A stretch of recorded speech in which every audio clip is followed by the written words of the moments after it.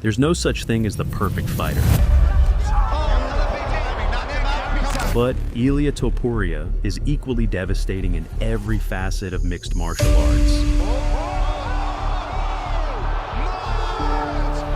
Technically brilliant striking, lethal finishing power, world-class grappling, and some of the best fight IQ in the business. My goals in the UFC is to stay undefeated, to keep knocking people out. I don't go only in to just win, you know? I fight for the fans. I want to entertain people.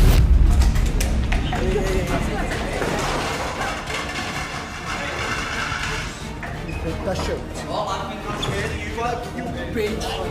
Fuck you, bitch. Born to a family of Georgian refugees who fled their country to avoid war and the ethnic cleansing of his people in the Abkhazia region, Topuria was born in Germany, although he returned to Georgia at the age of 7, slowly finding his way into Greco-Roman wrestling gyms during his adolescence. However, he would find his true home in Spain as a teenager, and eventually a pathway into mixed martial arts. Topuria worked several jobs in order to sustain himself as he pursued his dreams. But even in these early stages, his talent was clear. He was a grappler first and foremost, who would take his opponents down and submit them with little issue. But when he eventually bulked up and improved his striking, he was an absolute nightmare to deal with. And when he reached 8-0, the UFC came a-knockin'. Who could have known that we were watching a showdown between two future-ranked fighters when Topuria debuted against Youssef Zalal? If you were hoping to see Ilia burst onto the scene with a huge statement victory, then this wasn't it. This was a competitive fight between two guys who probably should not have fought yet. Think of a featherweight equivalent to the early showdown between Makhachev and Tsarukyan. All in all though, Ilia impressed despite some late cardio issues and got his hand raised by way of unanimous decision. But after opening his UFC account with a win, the violence would soon follow. After a solid win to open his account, what Topuria really needed now was a statement.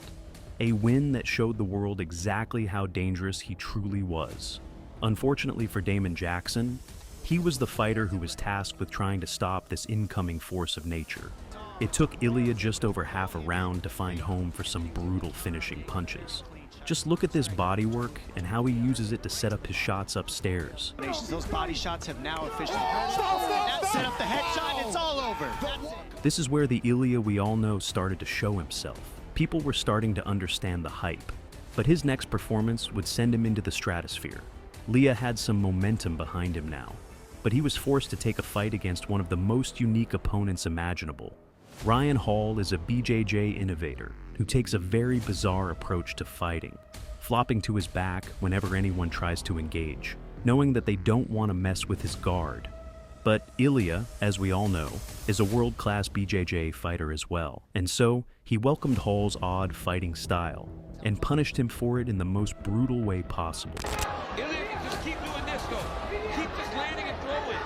With his name now firmly written amongst the top prospects in the sport, an unforeseen trip up to the lightweight division would be next. Stepping up in weight to take a short notice fight with Jai Herbert might not have been the most advisable move at such an early stage, and Ilia nearly paid for it when Herbert dropped him badly early in the fight.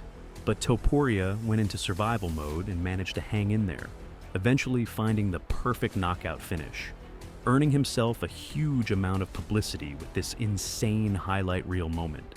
And that notoriety would stay with him for the rest of his career. There's nothing quite like beating someone at their own game. And for Bryce Mitchell, he would come to understand what that feels like all too well. Bryce Mitchell came into this fight with his reputation as a skilled grappler intact. He was one of the few fighters in UFC history to pull off a twister submission, and so common sense would tell you that Ilia would be wise to work his striking here. But Topuria is no one-trick pony, and he was adamant that he would prove himself to be superior in every single area of the fight. So when he hurt Bryce badly, he couldn't help himself but to submit the submission specialist, putting Bryce away with a beautiful arm triangle.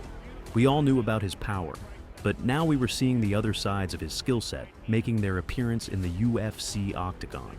If one thing was now clear, it was that Ilia was closing in on a title shot. Fighters as stubborn and dangerous as Josh Emmett will always be a problem for a rising talent who isn't quite ready for the top flight. But over the course of 5 rounds here, Topuria proved that he was, in fact, the real deal. Emmett was sturdy, but totally outmatched in every key area of the fight. And to make matters even better, Ilia showed us some huge improvements to his cardio and stamina management. The only surprising thing here was that Emmett somehow managed to survive until the very end. Beating a veteran like Josh Emmett is one thing. But how would the talented Topuria fare against an all-time great? The time had finally come for Topuria to test himself at the championship level. In his path was an aging all-time great. Volk had just been knocked out by Islam Makhachev, but decided to make a quick turnaround. The worst possible decision he could have made with an opponent like Ilia in front of him. It didn't take long for Ilia to get comfortable and understand that Volk probably wasn't able to hurt him. And when he decided to strike forth, the result was utterly devastating. A new king was crowned at 145 pounds. But in reality, the best was yet to come. With the living legend Volkanovski dispatched, Topuria's attention turned to yet another fan favorite within the sport. Could Topuria's fearsome one-shot knockout punch truly damage the legendary chin of Max Holloway? Aside from one brief moment against Justin Gaethje, Max had never been knocked down in the octagon. He even looked good against Ilia early, bringing all that momentum from his insane UFC 300 KO of Gaethje into this fight. But Ilia was making reads, downloading data, and setting traps that Holloway would eventually spring when Topuria brought the hammer down. That first shot rung Max's bell in a way that it had never been rung before. The follow-up for the knockout was a masterpiece of violence. Not bad for a spoiled kid, right? Ilia's legend-killing spree would take him up to the lightweight division once again.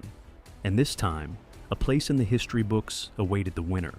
Would Topuria's power carry up to the lightweight division? Well, he had already proven himself against Jai Herbert. But Charles Oliveira is a different beast, or at least that's how it looked on paper. But if we needed any more proof of Ilia's evolution, watching him stalk Charles like this was a terrifying sight.